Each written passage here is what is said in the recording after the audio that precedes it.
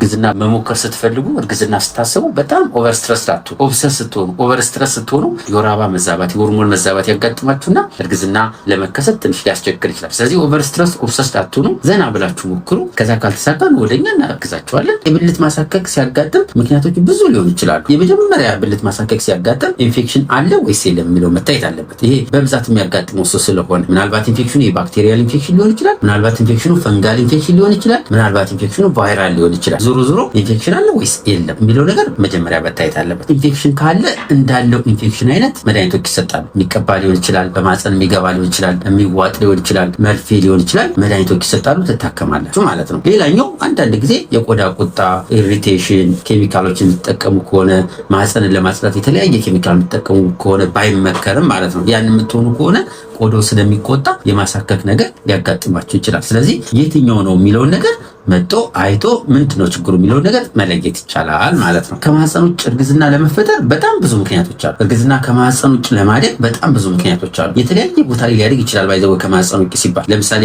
ቱቦች ላይ ሊያድግ ይችላል። ብዙ ጊዜ ከ95% በላይ ቱቦች ላይ ነው የሚያድገው። ሆድ ዕቃ ላይ ሆድ ውስጥ ሊያድግ ይችላል። ይሄ ከማህፀን ውጭ እርግዝና። እንቁላሎች ላይ ሊያድግ ይችላል። ይሄ ከማህፀን ውስጥ እርግዝና። ማህፀን ይሄ ጫፍ ላይ ሰርቪክስ ላይ የምንለው ላይ ሊያድግ ይችላል። ኦፕሬሽን ከሆናችሁ ደግሞ ጠባሳው ላይ ሊያድግ ይችላል። ስለዚህ የተለያየ ቦታ ላይ ነው ጽንሱ የሚያድገው። በምን ምክንያት ነው ከማህፀን ውጭ እርግዝና እንዲፈጠር የሚያደርግ ሲባል መልቲ ፋክቶሪያል ነው። በጣም ብዙ ምክንያቶች አሉት አይደለ? ጽንስ መጀመሪያ የሚጸነሰው ቱቦች ውስጥ ነው። ቱቦች ውስጥ ነው ስፐርምና እንቁላል ተገናኝተው ጽንስ የሚጸነሰው። ከዛ ከቱቦች ውስጥ ከተጸነሰ በኋላ ከ5 እስከ 7 ቀን ጉዞ አድርጎ ማህፀን ግድግዳ ላይ ይደርሳል። ያኔ እድገቱን ይቀጥላል። ከዛ በኋላ ልጁ ነው ይቀጥላል ማለት ነው። አንዳንድ ጊዜ ይሄ ጉዞ ሊደናቀፍ ይችላል። ለምሳሌ ቱቦ ላይ ጠባሳ ካለ እንደፈለገ መለጠጥ አይችልም። ጠባሳ ካለ ሁለተኛ ማሳለፍ አይችልም ያደገውን ጽንስ። ስለዚህ ልክ ይመጣና እዚህ ጋር ሲደርስ እንደዚህ ይዘጋበታል ማለት ነው። ስለዚህ የት ያድጋል? ቱቦ ላይ እዚህ ጋር እንዲያድግ ያደርጋል። ይሄ ምን ይባላል? ቱቦ ላይ የሚያድግ የጽንስ እንለዋለን። ብዙ ጊዜ ቱቦ ላይ ከማህፀን ውጭ እርግዝና ቱቦ ላይ የማደግ እድል አለው። ቱቦዎች ደግሞ ልክ እንደ ማህፀን ጽንሱ እያደገ ሲሄድ መለጠጥ አይችሉም። ከተወሰነ ጊዜ በኋላ ለምሳሌ ቱቦዎች ላይ እንደ ሳይታቸው ይለያያል። በእርግጥ አሁን ቱቦ ከማህፀን ጀምሮ እስከ ፊምብሪያ ድረስ ነው አይደል ያለው። በተለይ ወደ ማህፀን ጠጋ ያለው ከሆነ እስከ 3 ወር ድረስ ሊይዘው ይችላል። መሀል አካባቢ የሆኑት ከሆኑ ግን ብዙ ጊዜ 6 ሳምንት፣ 7 ሳምንት፣ 8 ሳምንት በተለይ 7 እስከ 9 ሳምንት ባለው የመፈንዳት እድል አላቸውና የቱቦዎች ጤናማ አለመሆን ነው። እነዚህ ቱቦዎች በምን ምክንያት ነው ጤናማ የማይሆኑ? አንደኛው ቶፕ ኦን ዘ ሊስት ኢንፌክሽን ነው። ብልት አካባቢ የሚያጋጥምን ኢንፌክሽን ችላ ስለምትሉት በአግባቡ ስለማትታከሙት በዚህ የተነሳ ጊዜው ተዋችሁና የዳነ ይመስላችኋል። ከዛ ቀስ እያለ የማህፀን ግድግዳችሁን ይጎዳል፣ ቱቦችን ይጎዳል። እንዲህ እያለ ይቀጥላል።